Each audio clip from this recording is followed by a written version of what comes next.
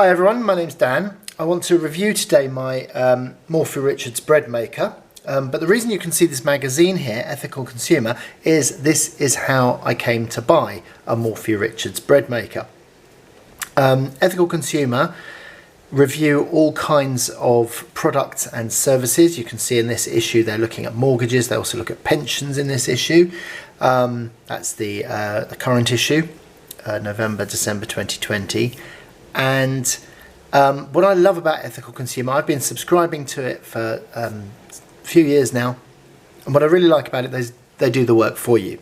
I got to a point where I was just writing letters to companies, phoning companies up, their customer services departments, and asking them about their sustainability, and it can become very overwhelming, and you have to decide what your priorities are. What's the most important thing to you? Are you going to emphasize climate concerns? That's very high on my personal agenda.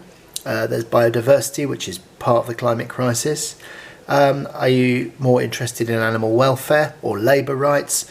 Whatever your interest is, whatever your ethical interest is, Ethical Consumer do that for you. So what I do is I subscribe to this magazine because they put companies under the pressure that I want to be putting those companies under.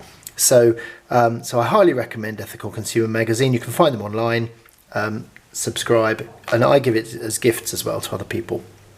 So anyway, what I wanted to look at today though is my Breadmaker. This is a Morphy Richards, and I bought it because it got a slightly higher score than the Breadmaker that we'd had before.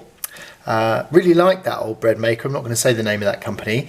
I really liked it. It worked brilliantly. So this was a bit of a gamble getting this one, and what I found is that this isn't quite as easy as the one that I had. And one of the reasons it isn't so easy is they just ask you to do things in a different order they suggest. And they actually say in this instruction manual that you should put the ingredients in, as the instruction manual, that you should put the ingredients in the order that they put them. What I was finding was that meant that the flour was sitting on top of the water and the blade was whizzing round and round and round, and I was seeing it wasn't going to mix. So I started mixing it myself, and what I do now is I found you can basically put the dry ingredients in first, and that's what I've done. So I put all the ingredients together. I've added the water as well, and what I'm going to do is today I'm going to make I'm going to use program 3 because I'm going to make a granary loaf. I always make a medium loaf. I always make a light crust. Those are my choices. But what I find you need is one of these and a knife, because when it starts mixing, you need to, well, I like to do this now. I don't know if you need to do this, but I was finding that the stuff wasn't mixing properly. So to make sure it mixes properly, I do this every time now. So I'm going to set it going. You can do that with the lid open, and it starts going like that, and it starts mixing pretty well. I think you can see that it's mixing fairly well there.